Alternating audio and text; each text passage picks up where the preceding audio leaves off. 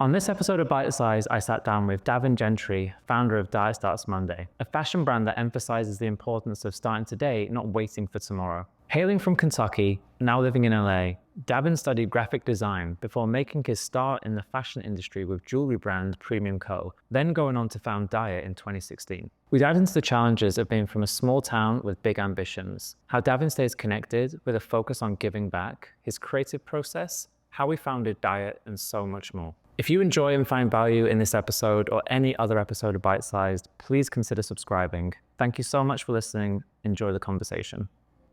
Snackable content from brand builders, e-commerce and growth marketing leaders, giving you actionable insights you can apply today.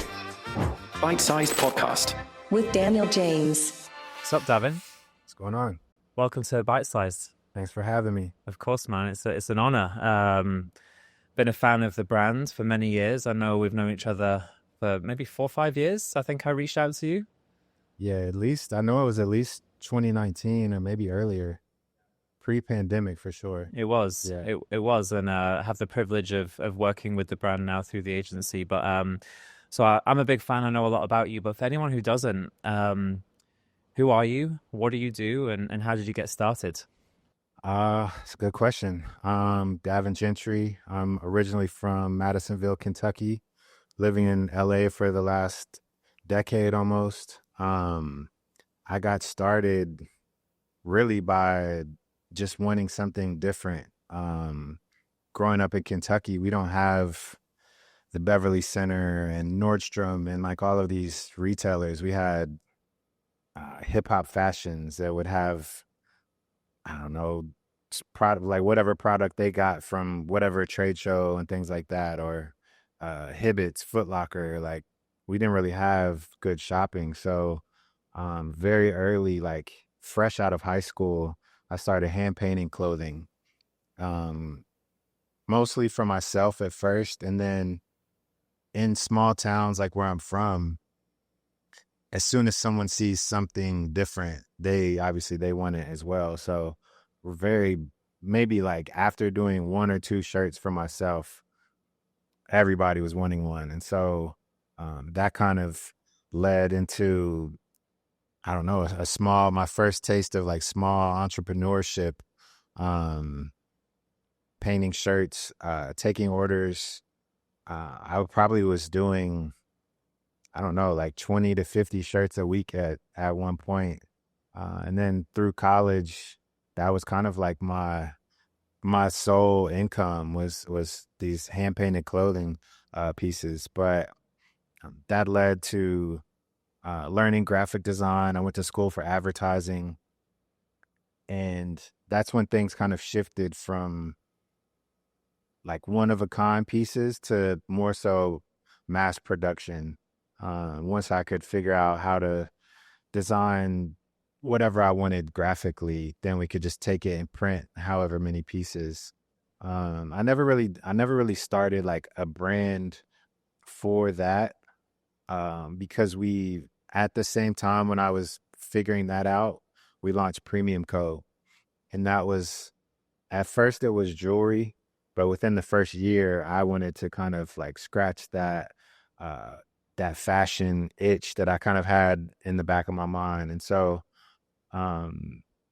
Premium started as like gemstone bracelets, and that kind of grew into making molds for necklaces and rings and things like that. But once we launched the apparel, it kind of, I don't know, it surprised us. We launched it thinking like, okay, we're really making this selfishly because we want these clothes.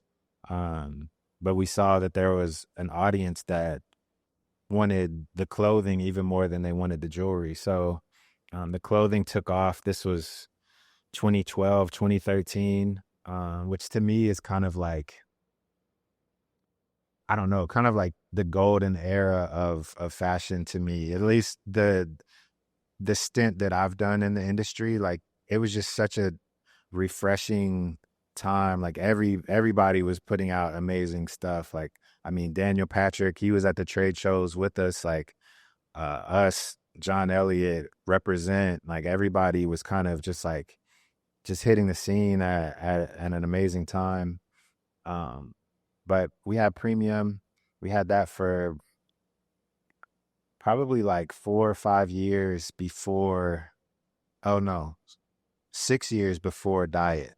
And when we wanted to start this second brand, it was more so because we wanted something completely different from premium. Premium was always just kind of like menswear essentials, basics, the Terry t-shirt, like boucle sweatpants, neoprene bomber jackets, like very kind of that mid-range fashion price point, like a little bit under John Elliott, similar to what Represents price point is probably. But every time I would try to introduce graphics for premium, it just never really resonated with the customer. And so we're like, let's figure out a brand that we can do all of the things that we wanted to do that don't work for premium. And we put it off for probably a couple years, and eventually like finally put it into motion. Late 2016 is when we like really got serious. And 2017 we launched Diet Starts Monday. And that was essentially based on the fact that we had procrastinated for years on this brand. And so because of the procrastination, we were like, whatever we call it, it needs to be something that kind of tells that story of putting things off. And so that kind of is the sped up story to get us to 2024. Amazing, man.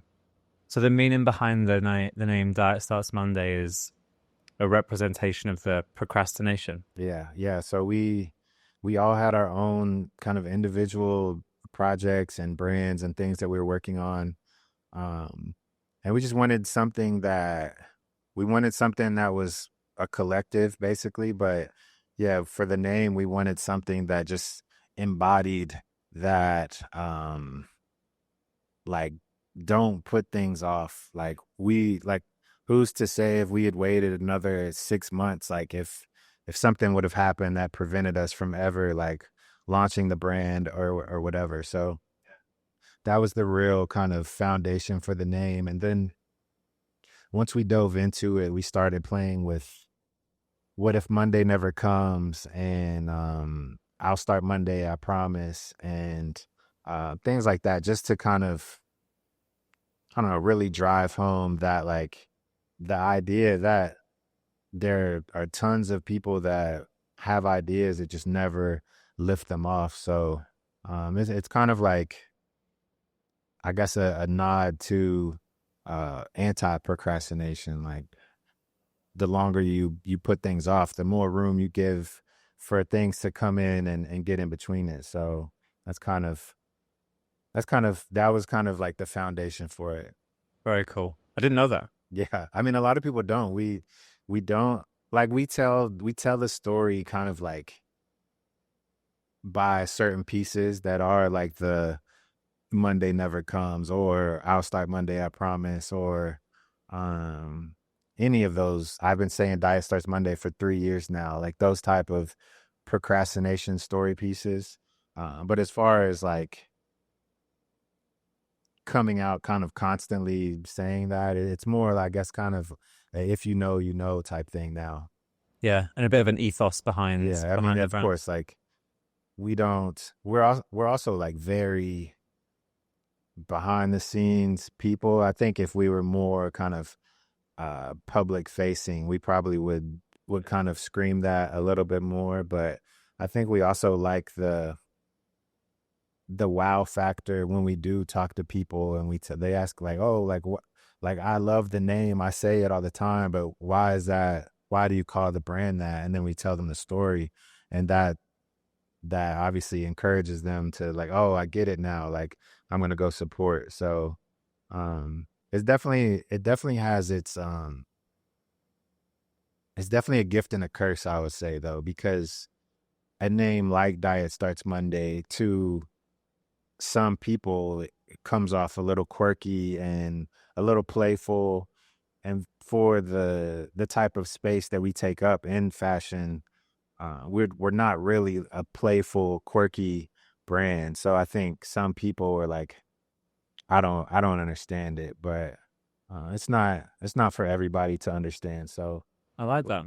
You mentioned there about you're a little bit behind the scenes. I mean, you're doing a podcast, so you're not yeah, you're not too far behind the scenes. There's a lot of brands kind of coming up, and I hear more and more, it's important for the founders to be out there, to be really visible and everything else. Is it a conscious decision to be a little bit more in the background? Is it a personal preference? And what do you think about these brands who are really pushing founder-led, just what I mean, like very founder-driven kind of content, but behind the scenes of the brands and everything? what's funny is I love that content as a consumer. Like that's how I knew that Ross was on the show. I watch his content, and I mean he actually was just speaking about that founder led content. I don't think that it's just not really my personality to kind of like vlog. I also think that, to me, which I know that a lot of people that have mentioned like, hey, you should vlog, or you should start a YouTube, or like things like that.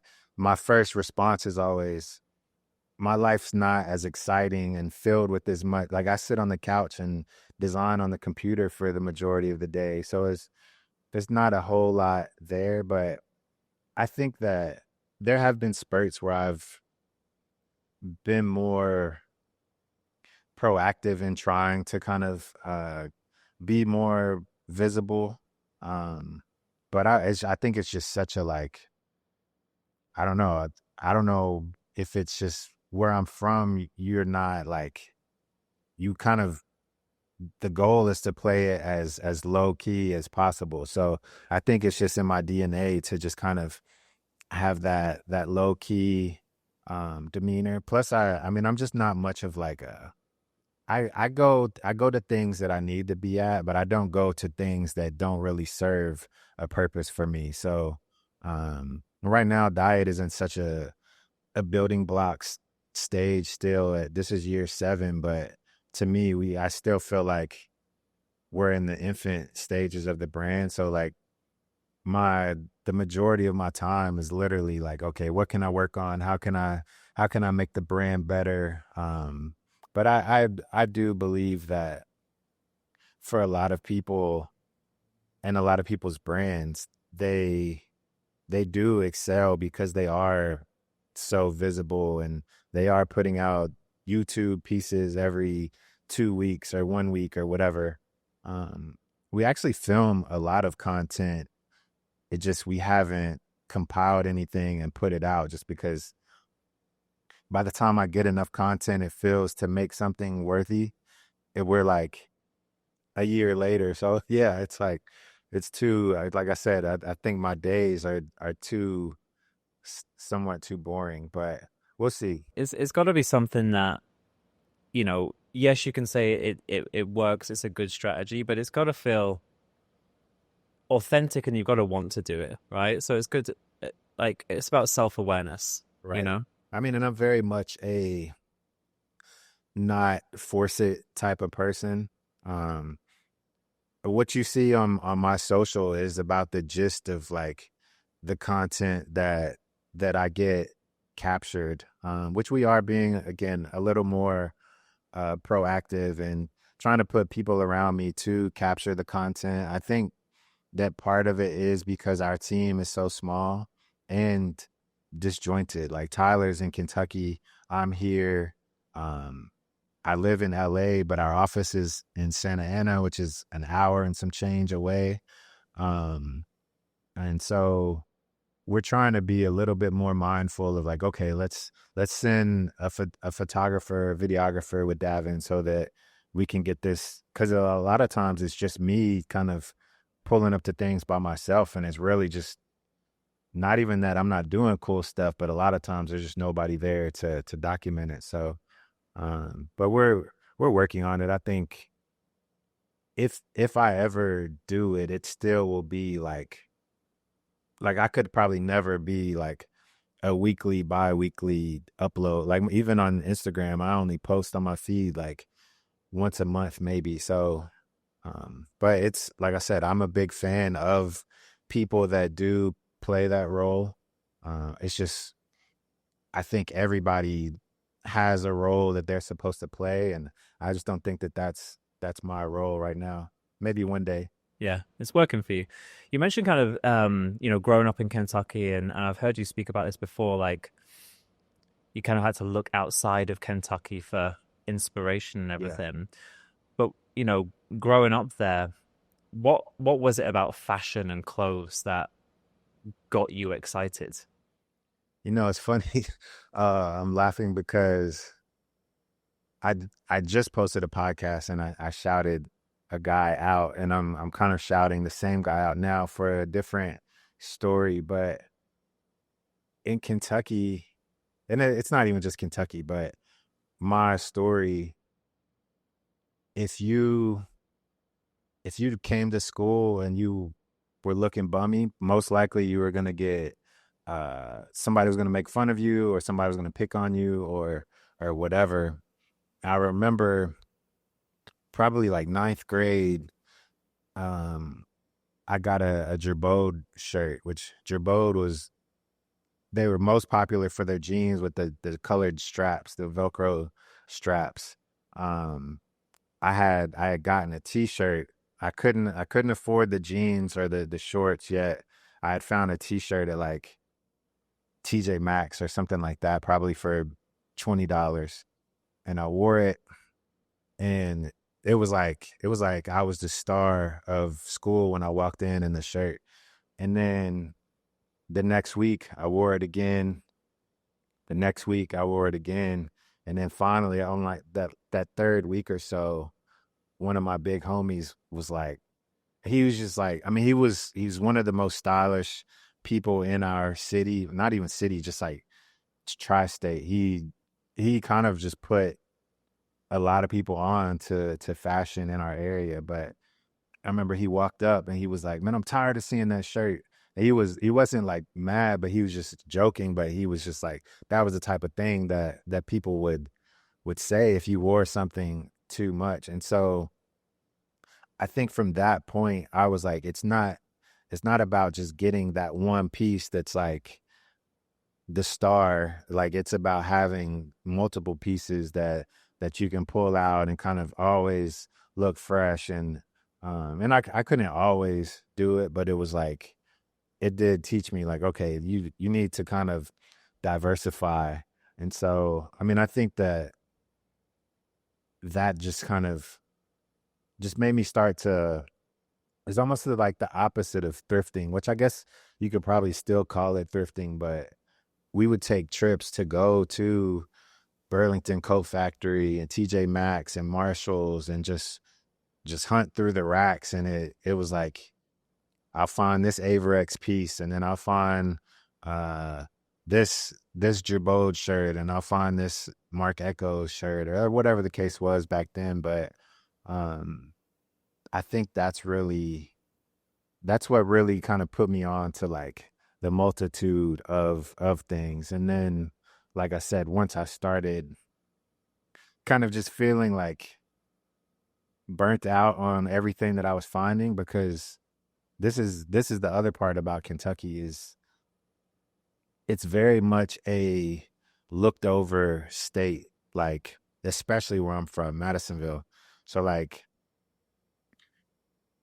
Nike would send the new shoes to like Evansville, Indiana, which is like 38 miles from Madisonville, and they would send it to Hopkinsville, which is like 40 miles the opposite direction. But they would skip us because of proximity to this store and this store. So by the time we would even get access to stuff, it was so late that you may think that you're fly in your city, but then when you go to Atlanta, they're like, bro, we were wearing that 2 years ago. And that's not to say that like fashion it should be that like, it shouldn't be that serious, but back then it was like, this was all the beginning of it for us. So now I think people don't care like that, but that's just kind of what opened my eyes up just to all of it, just proximity and exclusivity. And that's when things shifted for me to where I was like, you know what, rather than taking an hour trip or 2 hour trip to hunt for clothes, I'm just gonna paint whatever I want, and nobody's gonna have that. It's gonna match whatever I want it to match, my hat, my shoes, whatever the case is. And I think if it hadn't been for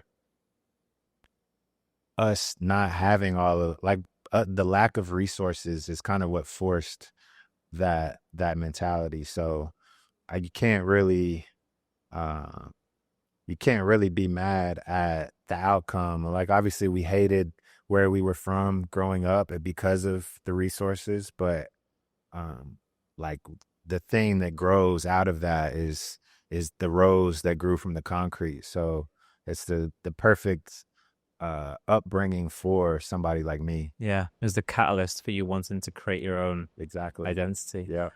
At what point did you make the move to LA then from Kentucky, and what was the kind of driving factor behind that move?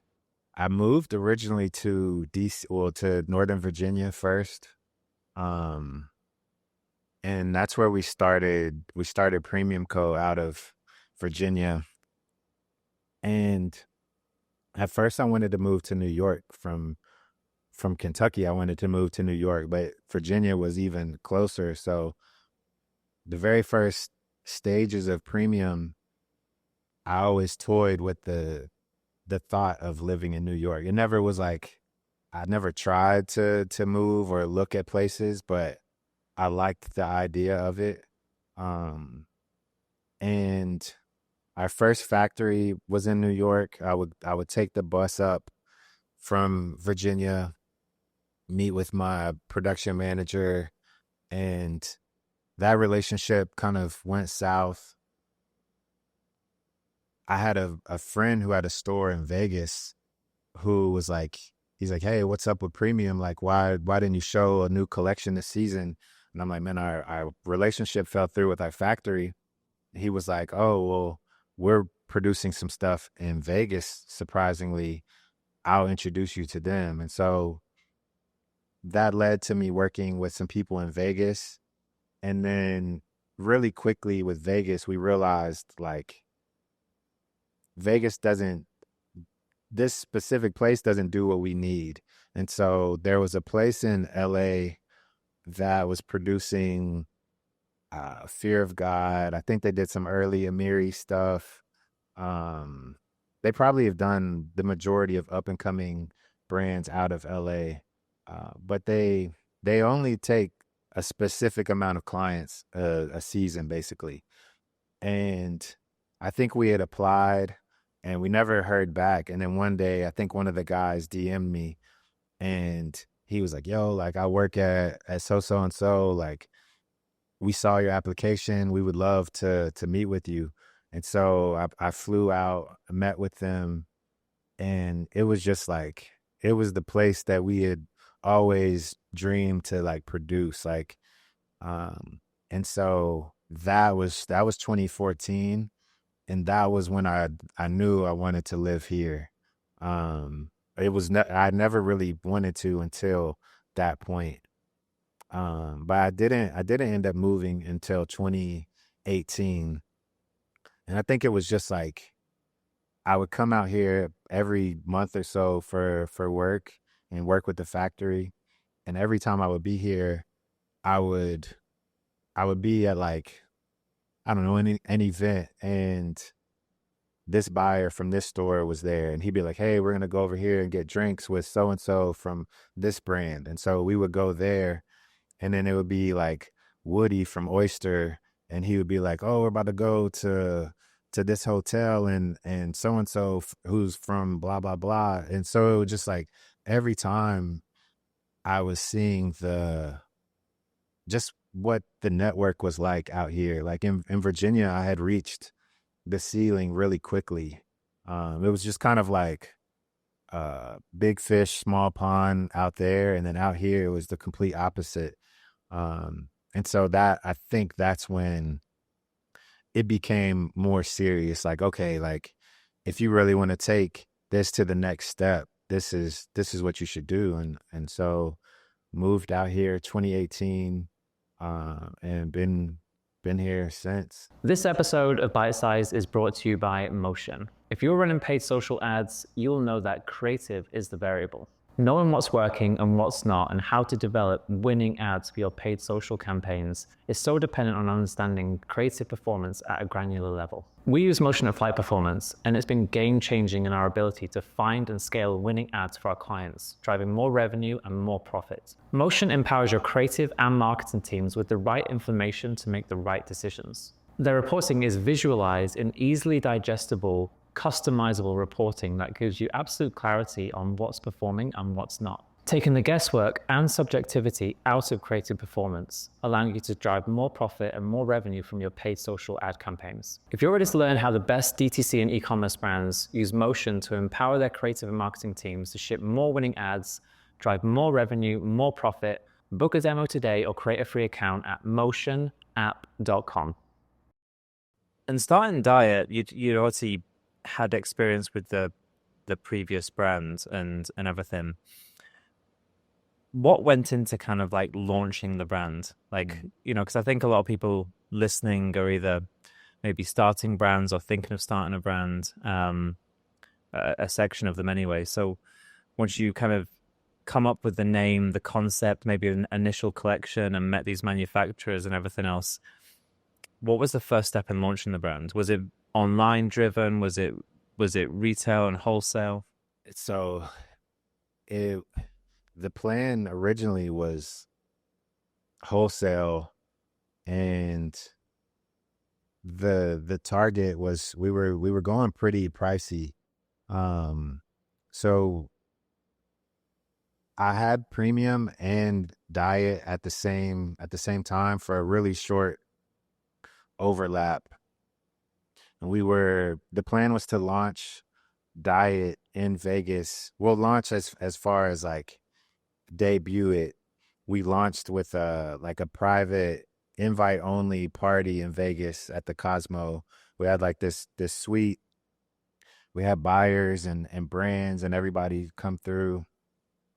And the goal, not even goal, the plan at that time was hoodies were going to be around $320, t-shirts were going to be like $180, probably. So this is like 2-3x what we ended up landing on, but that was the plan at that time. That same trip, we got a call about an opportunity to take over a space in DC, and in a really good space in DC. And it had a kitchen, it had all of these things. And I had thrown out an idea before about kind of playing with just food projects with Diet Starts Monday. We had a homie who had an ice cream shop, and we had talked about doing things. And whenever this opportunity came with this space and it had a kitchen and a bar and all these things, we were like, let's do a Diet Starts Monday restaurant and bar, and then have the retail. And so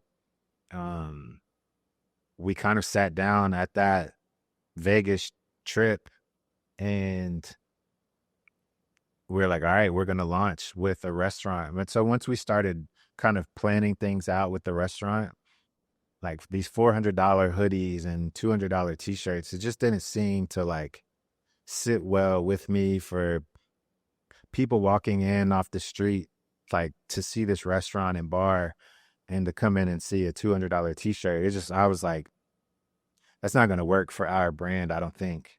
And so we completely just cut out wholesale altogether. And we're like, we'll just go direct to consumer. We'll have the restaurant, I should have mentioned this in the beginning. It was only supposed to be a 3-month pop-up. They were like, hey, we don't have a tenant in this space. Would you like to activate it in some way? And so they gave us a 3-month kind of lease. and the space was a hit. Like it's still talked about to this day of like DC nightlife places that the city misses. We had it 3 months. The landlords came back and were like, "Hey, why don't you extend this for the rest of the year?" And we extended it. And then the top of the year, they're like, "Hey, why don't you extend this till summer?" We extended it. And they're like, "Hey, why don't you extend it?" And so we ended up turning a 3 month thing into like an 18, 19 month thing. But so that's to answer your question before I completely forget. That's how we launched the brand. So we part one was the private suite at the Cosmo to show the brand with one concept, and we completely scrapped that concept that trip and started working on the restaurant, and we launched Diet Starts Monday retail restaurant and bar May 2017. Then we launched the restaurant and online the same day. And I mean, we loved it. We had a ton of fun. We had a big projector. We would play all the games, NFL, NBA, whatever. We had live DJs come through. We had the bar. We had a retail shop that we would launch all of our projects. It sounds cool. You need to open this back up in LA, man. Yeah. I'd come down to that. I mean, we've talked about it. It's just we just really would like if I partnered with like a restaurant group that knew that hospitality space.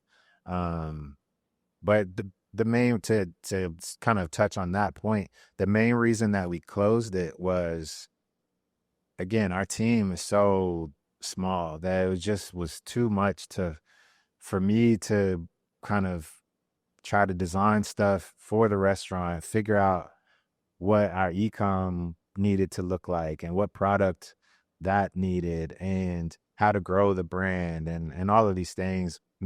While trying to like run a restaurant and bar, like, and everybody that knows anything about restaurants knows how tough that industry is. So it's all about focus, right? yeah, Focus on it's like we've got these 2 water bottles. Like if we only have one water bottle you can only fill it up so much. So we kind of just decided to put all of our water into this DTC bottle, and I think that was beneficial for us because it really let us figure out like what Diet Starts Monday was before going to retail, and letting us kind of test proof of concept and see like, okay, like these types of graphics are hits, these types aren't. Like let us figure out how to walk. But then, I mean, let's see, that was 2017. We didn't launch wholesale till 2021, I think. So 4 years of really just kind of tweaking things, figuring it out. And even our first wholesale launch was like a complete disaster. I think like our factory I don't know, we had tried, this was our first time trying to produce some stuff in Mexico, and stuff we paid, but stuff never made it across the border to us. And it was a nightmare, but all of these things happen for, these are all lessons to learn from and try to figure out like what works best for the brand. How do you deal with those sorts of setbacks, especially early on? You know, it's funny. I had this. I don't know if I heard something today, but I had this notion of like, I think it's somebody said something in the song, and I don't know if they said this or if I just heard this, but it was something about if it wasn't for the L's, you wouldn't get to the M's or something like that. And I mean, these setbacks, I've been in this industry since 2011, and just about everything that can go wrong for a brand has gone wrong for a brand. We've spent tons of money on a pop-up shop in DC for Premium Co. that we basically put all of our money into, and the night that we're supposed to launch, we get hit with like a 36-inch blizzard that like completely shuts DC down for like 3 weeks. But I mean, all of these things like now have just kind of like shaped who we are as business owners. You never like something happens, you learn from it, and hopefully you can avoid that mistake, but there's just going to be something else on the other side of that you have to deal with. So it's coming, and you box, so it's just kind of like you have to constantly like bob and weave. Like I think that's the main thing that these setbacks have taught me, is that like, I don't know what the quote is, but it's like prepare for the worst, expect something. Like I can't remember what it is, but we literally, every kind of decision is based on like, okay, what's the worst thing that we think could happen? Let's prepare so that doesn't happen. And then the majority of the times now, like that doesn't happen, but like I said, maybe the next to the worst thing that could happen happens. So It's about resilience as well, right? Yeah. Just, you've got a longer term vision and of course, mission of what you want to achieve. And I mean, I think that's part of like how I've always looked at being from Kentucky too, is we move at such a slow pace that coming up again in 2011, 2012, 2013, I'm seeing John Elliott reach crazy heights, and Stamped and 424 and like all of these brands. And I always was like that's not our pace. Like slow and steady is our pace. I mean, and I think that a lot of brands don't make it past year 1, 2, 3. Like we're on 7, and like I said, to me, we still feel like we're in those beginning stages. Like we feel like we have a long time to live. So we're just kind of taking pieces of every lesson and trying to apply it so that we can set the brand up for as long of a life as possible. yeah, you mentioned obviously DTC, the restaurant, which I think is one of the most unique ways I've ever heard of a brand launching, which is cool. Where do you see the real growth for the brand coming in the future? Is it e-com? Is it wholesale? Will you ever open? Again, like more and more brands are having, whether it's pop-ups or actual locations. What's your current focus and what's your future vision? I mean, current focus is DTC and wholesale. I think that I don't want to say luckily, because we've worked hard, but we have a strong wholesale presence, but there's a ton of room for growth there because we haven't launched internationally. So that's a big focus for 2025, 2026. And then the same with e-com. We have strong e-com, but there's so much room for growth there. Like we really have only gotten started with both. And then I think future, I would love to have some type of space. I think one, just figuring out where that would be. Would it be in LA? Would it be like, where would it be? I'm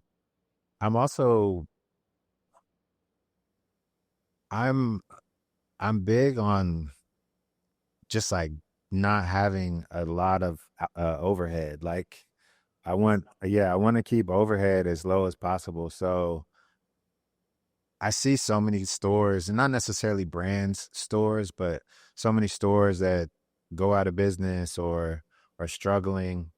And I think that's one of the things that made our space so successful, was just how different it was. And now you see, not that we were necessarily the pioneers or inventors of this, but you do see Mad Happy with a cafe or whatever brand with a coffee shop attached to it and things like that.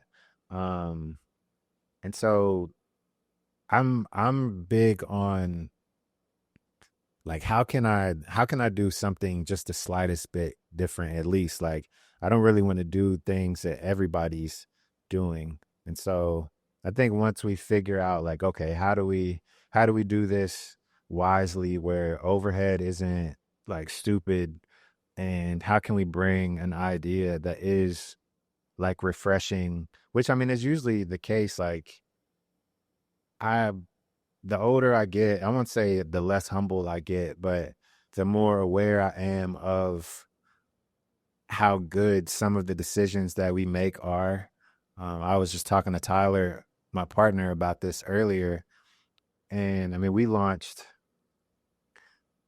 kind of a fashion performance footwear project with Saucony 2021, 2022. And I'm like scrolling through Instagram today, and like every brand has like a performance footwear collab or things like that. And it's just like this has kind of been um it's been a consistent piece of thread throughout our career of like launching something, and then like a year later that's the trend, and things like that. And again, not to say that we are starting these things, but our the way we think and operate shows you that we're a little bit ahead in certain spaces.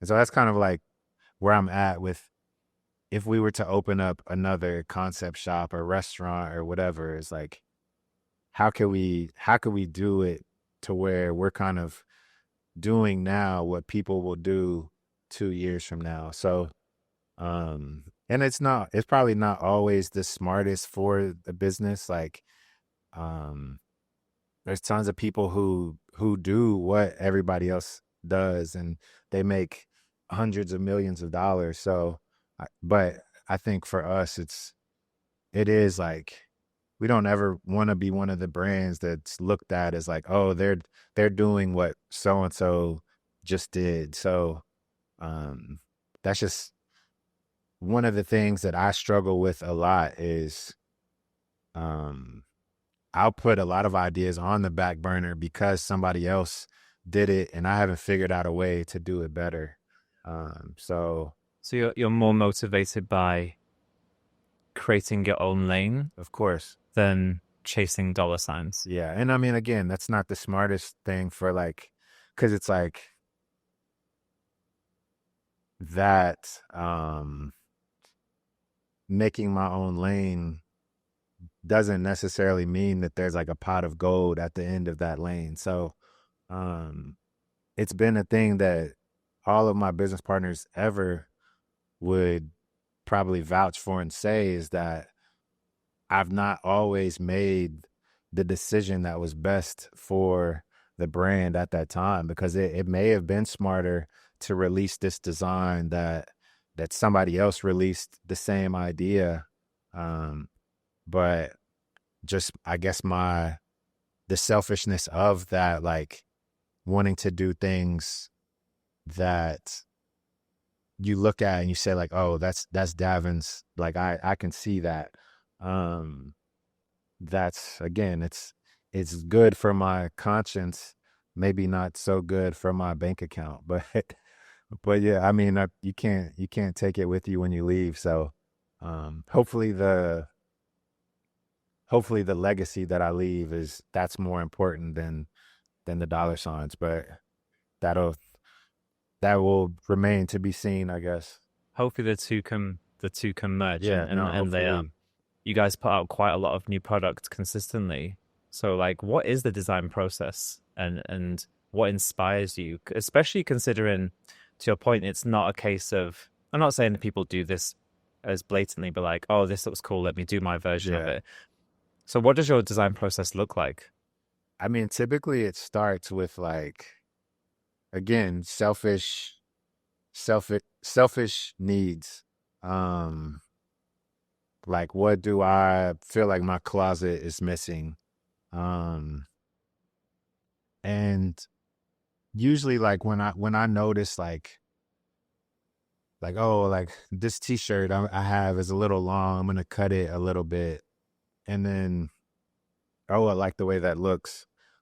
And then we start to see that, like, at least historically with us, whenever we start to feel like our closet needs to be refreshed in terms of fit and design and things like that, we know that the trend is kind of shifting too. Because we as designers and creatives, we're kind of the ones that usually dictate what those trends are. And so for me, like, I kind of see what I'm gravitating to in my closet and see what, like, oh, I wish I had this type of piece that I could wear or whatever. And that's usually how, like, individual ideas start. And I'll kind of just design like a bunch of singular pieces that I sample, and they just kind of live on a rack. And then I come up with a theme or story for like our mainline collection, and then we design pieces around that. And then I start to see, like, okay, like, I have this type of story here. I had this piece that was a singular piece that I designed, but it fits perfectly here. And so then I start to kind of pick and pull and kind of mold the collection together. As far as design, I'm very much an advocate for, like, making things look and feel like whatever time period I'm kind of telling this story from.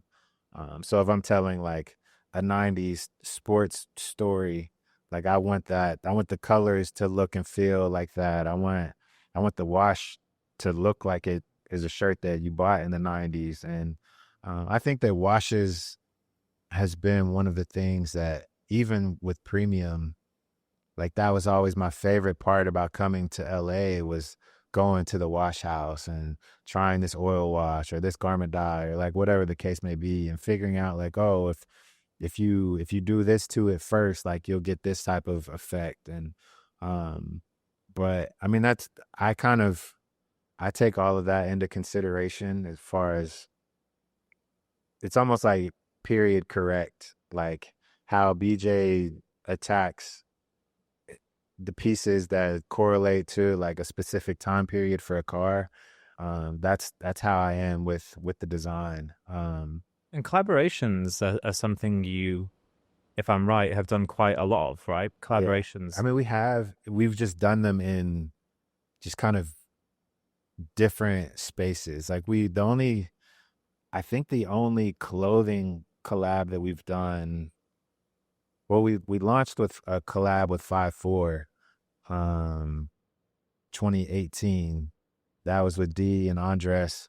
So we did that collab, and then we did one with For Those Who Sin probably the year after that. But other than that, all of our collabs have been like MLB, Saucony, Puma, Under Armour, like a lot of footwear collabs. And I mean, it's more so like there's a lot of brands that I love, and it would probably make sense to collaborate. But if we can't figure out how to do something different, like, there's really no point. Like, if they do this and we do the same thing, we're just basically doing the same thing and just putting a co-branded label on it. So I'm really focusing right now on collaborations with people that are kind of just like leaders in areas that we're not in. And it's a good way of getting your brand exposed to, like you said, like potentially different, of course, verticals and different areas as well. Yeah. I mean, and I just, like, again, if I can't do something and make it better than what they did, like, why not just go? And if I'm just going to try to design a bootleg version of it, why not just go and try to do it with them? Because in majority of the time, like they've spent the 10,000 hours researching and developing to get the product where it needs to be. I'm going to go out and make one in 6 months that hardly has any of the development that it needs to have. So, What's guiding how you think about collaborations potentially in the future? I mean, right now I'm looking at them from like we're we're on a really kind of dialed in calendar for the whole year, and we're trying to be. And Tyler is a big push for a lot. I guess increasing the frequency of how often we release, and so obviously these collaborations are a breath of fresh air from just the normal Diet Starts Monday product. And so, and it's not to say that we're looking at them, we're looking to increase collabs just to have product for the site, but I see so many brands that it feels like they are releasing a new collection every week. But then when you look at it, it's like, okay, they did this licensed Coca-Cola project, and then they did maybe a delivery of their summer collection, and then maybe they had an MLB hat release, and then maybe they had a footwear project, and then maybe they had part two of their summer collection. And so you just start to kind of pick up on like how brands are orchestrating so much product, because I feel like I design outside of like fast fashion. I feel like I design about as much product as one brand could release for a year. But then when we go to like look at it on the calendar, especially the way that like the marketing agency might want to roll things out, or Tyler has his idea of how he wants to roll it out, then we're like, okay, all of these weeks have gaps. And that's one of the things with diet in the beginning that we really didn't realize, that kind of comes back into our mindset now, is whenever we first launched the brand with the restaurant, our e-com, we would launch and we would only have the product up for one day. And after 24 hours, you couldn't get it. And we would only drop that one time a month. So that created a crazy sense of urgency for the consumer to flood to the site, because they knew that if they didn't, they weren't going to be able to get it or whatever. But then when you look at the calendar that just passed, you only had 12 releases for the whole year. Like, unless you were doing millions and millions on those each release, like that's not enough money to grow the brand. So that kind of was something that we didn't even really think about then. It is just something that we thought about just recently, of like, why do we do that? That was, again, a stupid decision that that we made, that was probably like just not something that we fully thought through. But I just think that people, same thing with retail concepts, people want something new and refreshing. It's the same with e-com. Like, people don't want to see me drop this knitted jersey every other week. Like, they want to see something else. Like, how can you offer them something else that fits into their wardrobe, especially in today's fashion climate, where every scroll on Instagram is another new brand that you're finding out about. I was gonna ask you about that. And you've been in this space a long time, like not just the space but fashion. Like, how have you seen the space evolve, and what do you think the future is going to look like for fashion brands? It's scary to think about the future, because I honestly feel like the state of fashion is just kind of like declining. Well, granted, there's like a lot of brands that are on the rise, but it's just at such an oversaturated like point. But I think the good thing about that, I mean, it's not like this cycle hasn't happened before. I mean, maybe the cycle that includes Instagram and social media, obviously the world's never seen that cycle, but cycles always come and go. So I imagine that a lot of these brands that are um kind of not gimmicky, but like one product, flood Instagram with ads.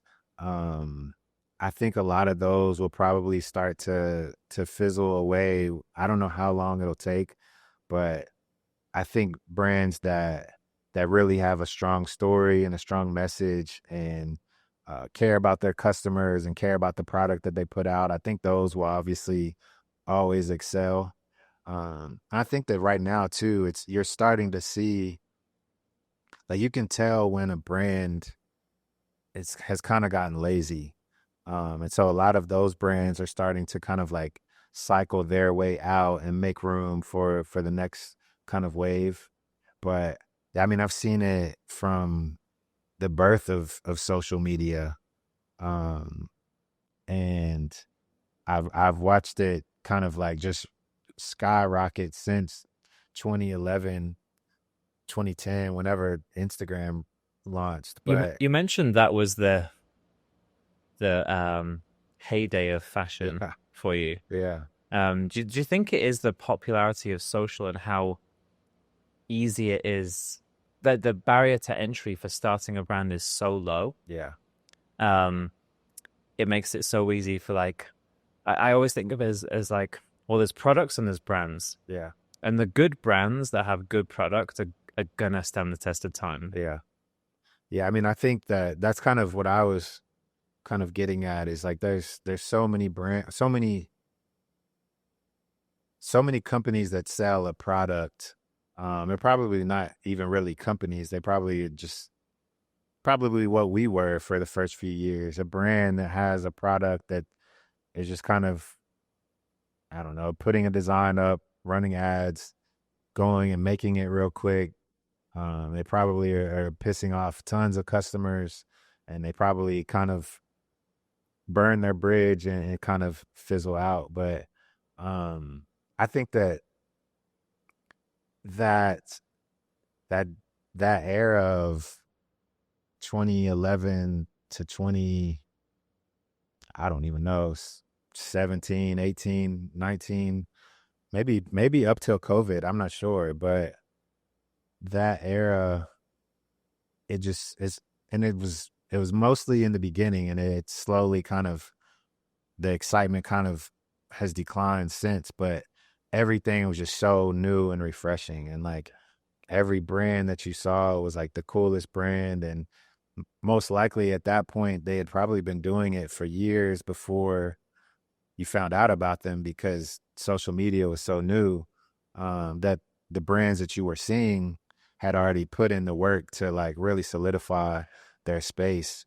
And now, like you said, the barrier to entry is so low that like a kid could, not even a kid, but anybody could like put a design on a mock-up, or even just go print a sample or whatever, run some ads, and now they have 3,000 orders or whatever the case may be. Short-lived though. Yeah, I very imagine it's short-lived. again, that there's not a lot of people that I've seen that have that skyrocket pace that really capitalize on it. I've only seen a couple that have like really got in really quick, made a lot of money, and got out like without something sketchy happening Yeah, to them. agrees. Is there a designer or brand that has, maybe not from like an actual, not inspired your products, but is there a designer that's just inspired you based on their approach to fashion, their approach to design? I mean, there's a ton of people that inspire me. Um, I mean, one, not necessarily like design per se, but not that they do bad work at all, but Amiri, just the fact that the heights that that brand has grown to is like, I don't know that we've seen anything like that. And that, like, you see larger LVMH brands that are doing those type of numbers, but they've been around 50 to 100 years. For a brand that's been around, I don't know, a decade or whatever, to be doing a quarter billion or whatever they have done, probably higher now. I think the last one I saw, I think they were projected to do 220, and that was like 2 years ago. So this was, they probably opened 40 stores since then. So, I mean, Mike Amiri inspires me just purely from a business stance. Ronnie Feig does as well. Kith has done, again, I mean, I guess probably a similar thing to Amiri. They've done something in a short window that nobody's really done. I think on like smaller scales, um, I mean, there's a ton of people that I see that I'm like, oh, that's cool what they did. I mean, I think Represent and 247, that's amazing. Cadence is amazing. I think obviously Virgil's just playfulness, not even playfulness, but just like, he wasn't afraid to take a risk on something. The guy that worked for the factory that kind of brought us to LA, he told me something. He told me something one day. He was like, "You take it too serious. Like, everything is too serious with you." He's like, if you just like kind of relaxed a little bit and had fun with it, it probably would connect a little bit more. And I kind of shortly after that, I did this project kind of around right before COVID. I called it like the 30-minute project, and I would set a timer for 30 minutes, and I would just, the goal was to create 3 designs in 30 minutes, and like basically give yourself 10 minutes for every design. And I saved those to a folder, and I still do it, but I would save those to a folder. And then after a while, I didn't really pay much attention to what I was doing. It was just an exercise. But then one day I was just like, let me look and see what I actually have in here. And I'm like, oh, this actually would work on a hat, or this would work on a t-shirt or whatever. And stuff that I was doing in those 10-minute blocks were some of our best selling pieces that we've ever released. And that was just kind of like, you know what? Kobe was right. Like, you got to have a little bit more fun with this. If not, if you just take it too serious, like, you're just going to end up looking like everybody else or whatever. And Heron Preston, he had a similar quote that was just like, it was mostly about chasing perfection. And he was just like, nothing's ever going to be perfect. I don't remember like the whole thing, but I just remembered like that conversation about perfection. It really hit, like it struck a chord with me. And I was like, you know what, like, I could spend a whole day designing this one piece, and maybe it is amazing, but like, I've been a graphic designer for, at this point, 20 years. So it's like the skill set that I've kind of developed over 2 decades, like, I'm able to create masterful pieces in 10, 20 minutes. It's kind of like you don't pay me for the time it took me. You pay me for whatever the knowledge. Yeah. And so That's what we say at the agency. yeah. I mean, it's real though. It's like, you really, that time that you spend working on something, it's like, I'll put it this way. I could spend a whole day working on something, but you're doing something and then you're taking it back to where it was, and you're doing something and maybe you like that, but you probably only made actual real change within like a 10-15 minute window But of so your that. point that 10 minutes it would take you to do a design is actually 15 years of Course, yeah. experience to allow you to do Exactly. it in them. So that I'm able to Yeah. create that in that manner because I know what I need to do Yeah. because of the hours that I put in. So. Would you ever want to do, I mean, obviously the brand's got so so much opportunity and life in it. Would you ever want to design for another brand? I have. I had a kind of like a freelance gig with a brand. It wasn't really in the same space. But I've done it, and as long as it's like not a brand that obviously competes in my space and things like that, but I a lot of the times I would much rather someone come to me and say, "Hey, could we hire you for this collection or whatever," opposed to them just like stealing my ideas or designs or whatever. But because that imitation is flattery, that don't work with me. But um, but no, yeah, I would. I think that um, again, I think that not even just design, but just eye for design or eye for quality, resources of knowing who to go to, where to go to, and part of that is from so the factory, the company that I worked with here at first was Courtney from Fit and Supply. The factory was called LA Makers. It's actually the orange CrossFit building across from Soho Warehouse was the factory. And then I remember 2015, 2016, one of those years she was like, somebody from Soho House is looking at this space. They're going to put a Soho there. I'm like, there's no way because that area there wasn't Maru coffee and like all these things. It was just like desolate. But they did it. But anyways, she LA Makers was the factory. Fit and Supply was kind of like an agency that helped you develop your product.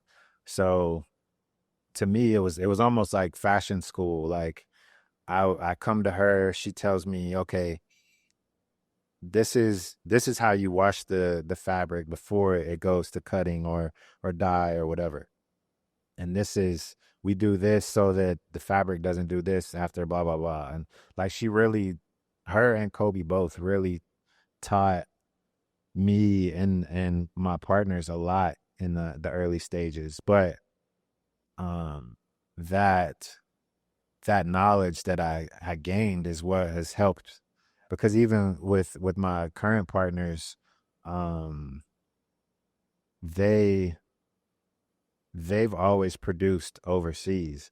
And so the fact that I was able to kind of come into their ecosystem and still elevate the product, they hadn't seen like, oh, how did you know to tell them to do this? And I'm like, because I did this here for so long. So but to get back to the question, it's like I think that my skill set is in design, but it's also just overall, like, I hate the word or job title of like consultant, but or I've seen a lot of people call themselves like architects or like things like that. But um I think that my biggest um I guess skill set is hearing people's ideas, especially in this space, and being able to not only tell you how to do it, but how to elevate it.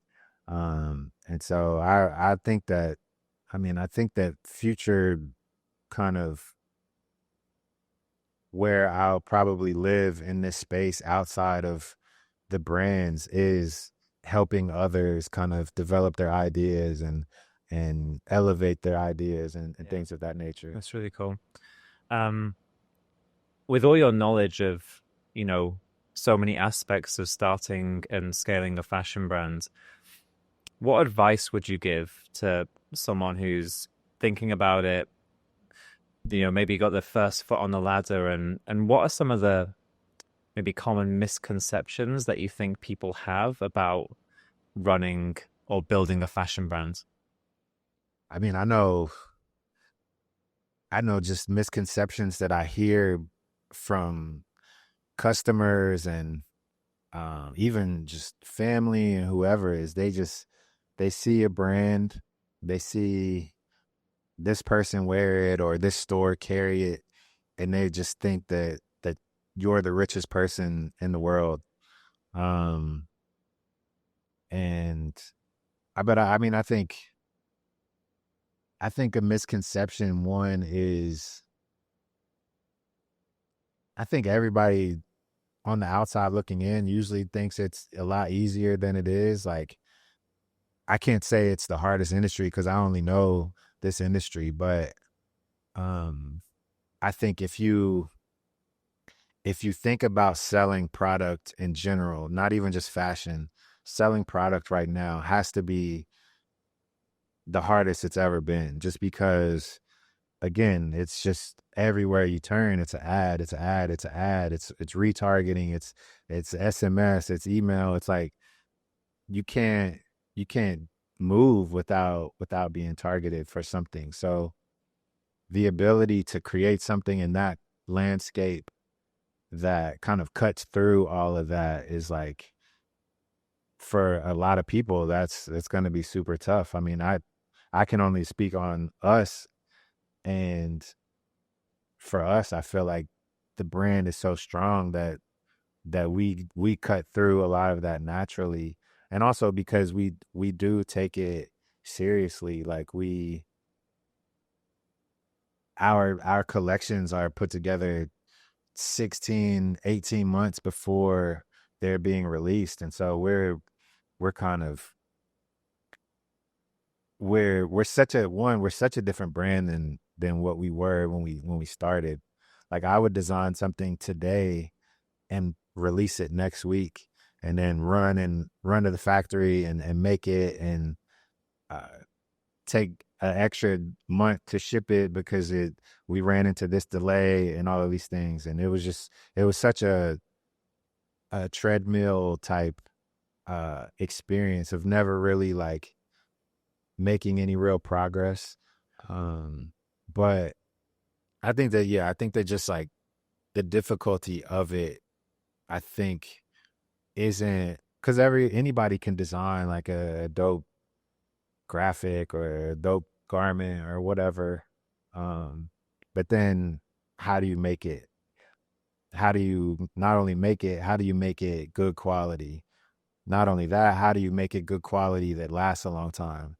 And then how do you make it for an affordable price to where you can sell it, market it, and make money to put back into the brand? And there's just so many levels of like what really go into it. And that's where I think that a lot of the brands that are the kind of gimmicky brands are probably, not all of them, because I'm sure there's some that are out there now that are probably going to be the biggest brand we've ever seen in 10 years. But there's probably a large majority that are cutting corners and just trying to like make a dollar as fast as possible and so on. And that's not to knock anybody that does it. I think that just from what I hear, a lot of people are like, oh, like, I'll give anything to trade places with you. And I'm like, bro, you don't want none of the problems that I have to deal with. And like not being able to sleep at night because you've got this thing happening or like whatever the case is. But it's a stressful, I've had a lot of conversations with homies and been like, bro, I would much rather be like working your 9 to 5 some days than working this, because of the stress that comes along with it. And I wouldn't actually trade this for that, but just to kind of let them know, like, you think that it's all like fashion week and trade shows and Hollywood and like all of this stuff, but it's really like it's not it's not that. It's just as dirty of a game as any. So it's who you know, it's who you rub shoulders with, it's what you can do for them, not what they can do for you. And it's that's the same as music industry, film industry. It's all the same, but it's just a difficult space to be in. Yeah. That's a really good point you mentioned about just the amount of options Yeah. consumers have. I know we touched upon that previously. So when you think about that advice to, with everything you just mentioned, advice to maybe aspiring brand owners, is it really about there needs to be a purpose behind the brand for it to have the chance to have that kind of longevity that Diet has had? You've been around for 7 years. Yeah. I mean, and I honestly think that that's one of the things that I've mentioned represent a lot, but they're one of the brands that has really checked off boxes for like a lot of categories. They have good design, they have a really strong team, a strong purpose, but they have a really strong community that allows them to launch a this or a that or whatever. And the same with the brand that I worked for, kind of freelance for. It's about a year on and off, and the community that they had built was like, just like, I'm like, man, if we had that community, like it would be over for a lot of people. But I think that with purpose comes community, I think. And so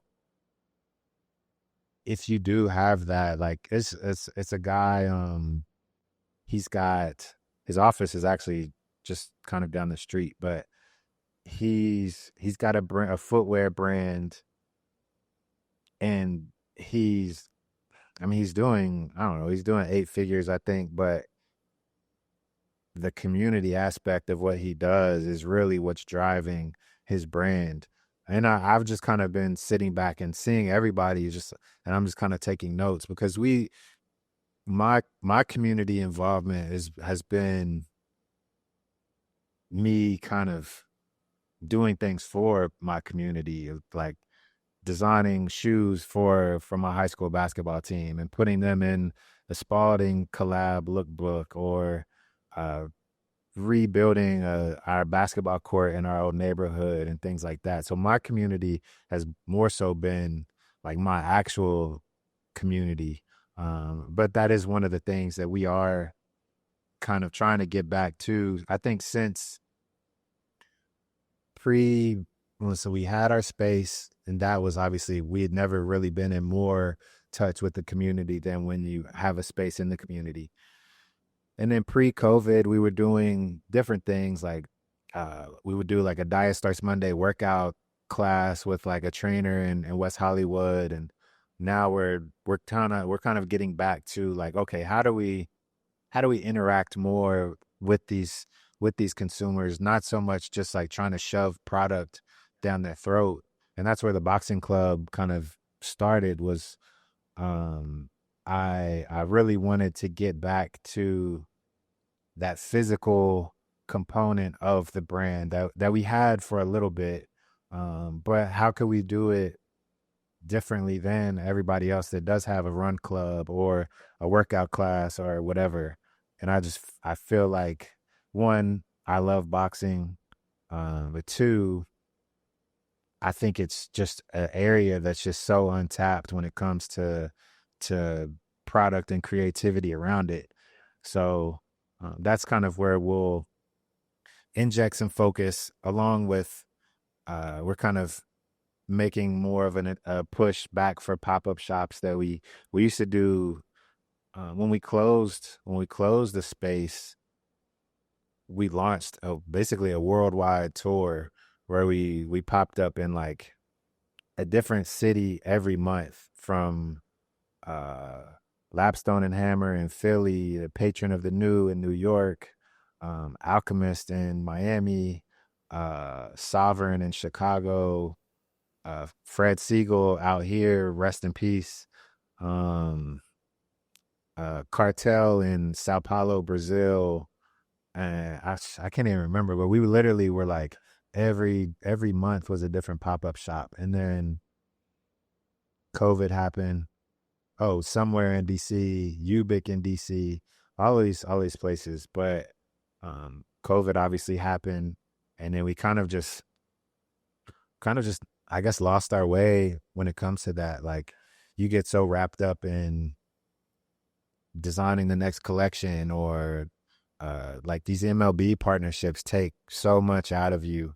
Um, And I think and that push, you mentioned some of those brands, and that push to like build community, and when it's authentic and there's a reason behind it, and it's not just doing the same thing as everybody else, right, like it connects you with people in a different way.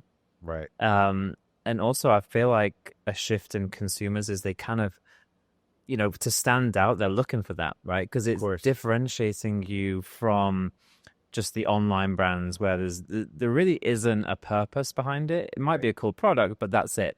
right.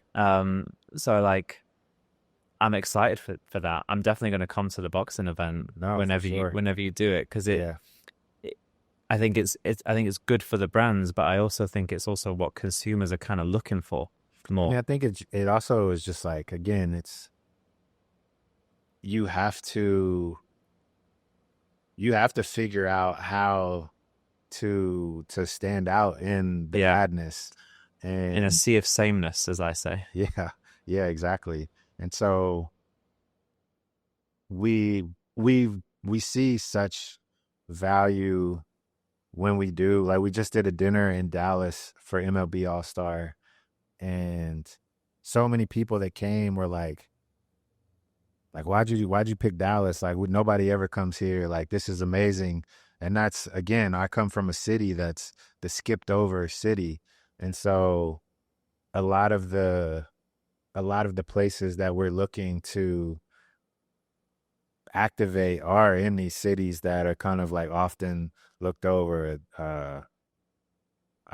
Oklahoma City and Detroit, and like all of these cities that, like, most people would just do New York. I mean, obviously, everything I mentioned earlier was Miami, New York, Chicago, and a large part of that is because when you try to, again, I try to do everything as cost efficient as possible. And so a lot of the times we're working with a liquor sponsor or this and that. And so a lot of these partners in the beginning were like, if you do it in these cities, like, cool. But outside of that, like, we can't help you because those aren't markets that we're really trying to kind of activate. And so now we're kind of at a point where we can do it without the partnership if we need to. And I think that was the thing in the beginning, was not so much fake it till you make it, but trying to look the part more than actually like be like trying to do a pop-up when we couldn't really afford it, rather than just like chill and not do the pop-up. And so now we're at a point where it's like we can do them, but we had kind of just like lost our way in thinking about them. And again, because I refer back to this a lot, but we honestly really have a day-to-day team of like 2 people. And so when you're trying to get this collab off the ground and be at this lookbook shoot, and kind of to your point, like, eventually I can't be at everything, so we have to grow the team. But we're just so cautious and slow to like bring people into the team, just because, not so much out of fear of allocating or anything like that, but more so just, it's hard to find people that fit the brand, that do the work, that that you really can depend on, and it's I think it's something you something got that we need though for sure. yeah, but it's something you got to protect, right? Yeah. Like you said, that culture and that ethos. And maybe it's going back to you said it, not me, the Kentucky, we like to be slow. Yeah. We take our time. Of course. But you're being very considered about things. You mentioned something earlier about kind of legacy and stuff, and, far too young to be thinking about anything like that. But what as a designer or as a brand would you want the legacy of Davin or Diet Starts Monday to be? It's something that I've been just like thinking a lot about, and I think I've thought about it the last handful of years, and I think it really started to kind of like the wheels started to turn when I did the court for Madisonville, and like my name is on the court in the neighborhood, so. And people like, I feel like in most, and not to say that they can't do it, I was trying to find some wood to knock on, but nobody's ever like defaced the court or like graffitied it or like marked my name out or like anything like that. And so I think when I think about legacy, it's like, okay, how big can I go for my city? Like what can I do to leave that city in a better standing than it was when I grew up? Someone like we never had like a boys and girls club in Madisonville, and somebody reached out to me last week basically saying that she's working on bringing Boys and Girls Club to Madisonville and asked me to kind of sit on the board and help out and things like that. And I'm like, I would love to, but like you have to bring my homie Sean, because Sean, we grew up together, but he's one of the most talented people I know, but he has the same ideas as far as like what we want to do for the city that raised us. And so I think that hopefully helping them get that off the ground and be able to bring my partnerships and resources to that, because the podcast that I just did most recently, I touched on like I didn't know that we could be brand owners. Like I didn't know that was even a job title that somebody like me could have.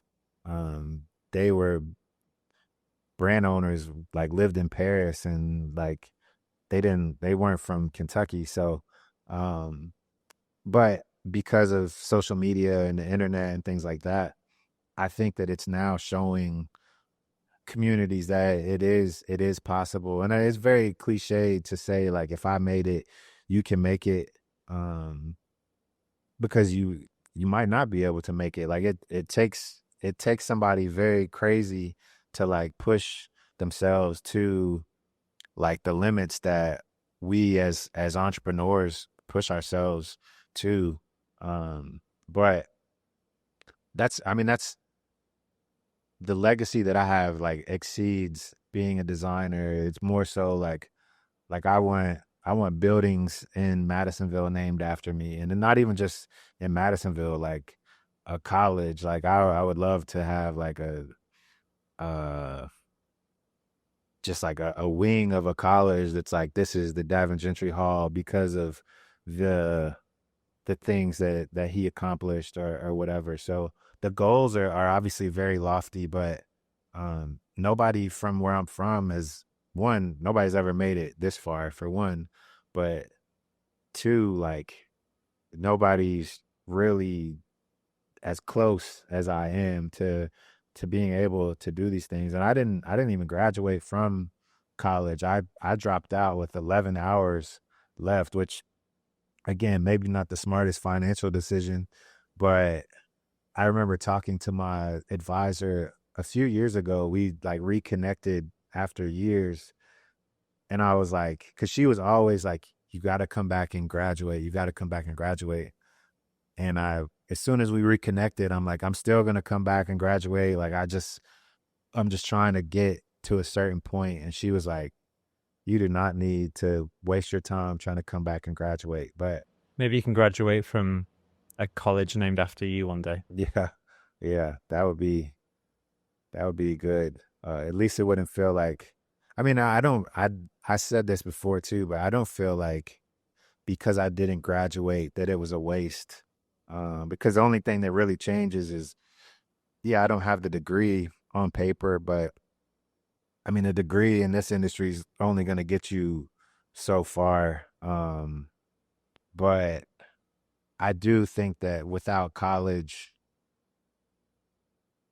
really is where like my entrepreneurship kicked in, because the hand painted shirts, as soon as I got to school with them, I was like the t-shirt guy. And so um, I had to learn how to network. I had to learn, and maybe this is part of the reason why I am so like behind the scenes now, is because I was very much on the scenes for like my whole early adulthood. So, but that taught me how to interact with customers, interact with the community. And I've carried that with me. But yeah, I didn't graduate, but I still learned so much from those years there that who knows what I would have done if it hadn't been for that. Yeah. Yeah. And what I love about that answer about legacy is it's you obviously have, even though you wanted to leave when you ultimately left your hometown, Right. you're I think you recognize the part it played in what you've ultimately gone on to achieve, and that sense of wanting to give back and show to other people from your hometown, but maybe other hometowns where it's not LA, it's not New York, there aren't all the resources available. Yeah. That, to your point, it might be cliche, but it's a authentic message of, well, if I can do it, then you can too. And I think that's really, really powerful. It's crazy too, because even when I was in DC, the DMV, we often got overlooked even then because we weren't a LA brand and we weren't a New York brand. But the product obviously still spoke for itself, so we still could still make a splash. But yeah, I think that, I don't know, I look forward to like the next 10, 20 years, because 10 years in this industry goes by really fast.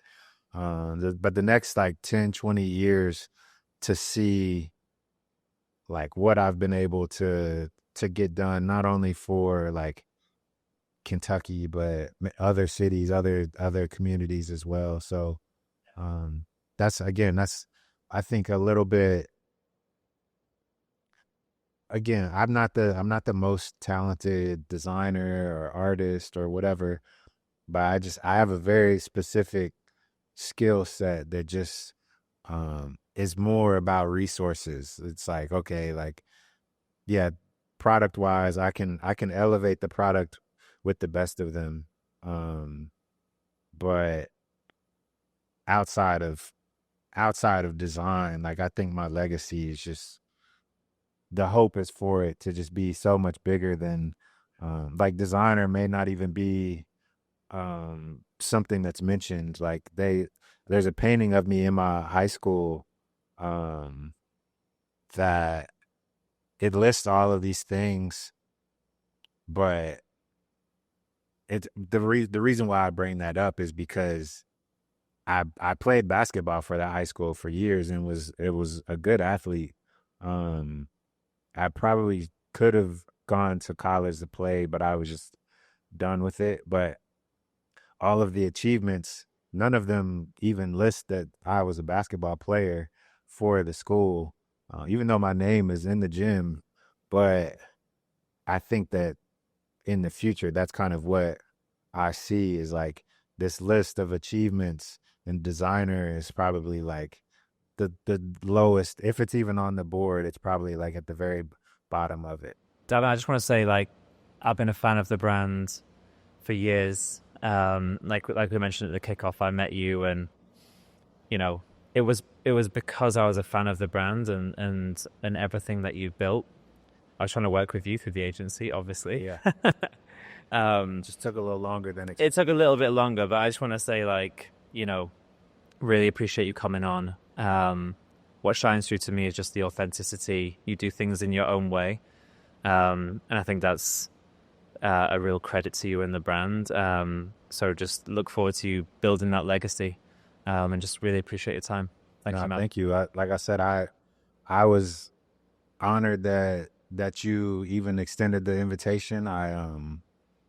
I've seen the guests that you've had on, so to have me considered amongst those peers is amazing. And yeah, I think to wrap up the whole, we met probably 2018, 2019. We wanted to work together, but again, I'm from Kentucky. We just moved at If I'd have known, I'd have known, I'd have been like, okay, now, okay. Yeah. In a couple of years' time. But no, we're here now, and I appreciate you just as much. Of course, bro. Thank you for having me. Of course, man.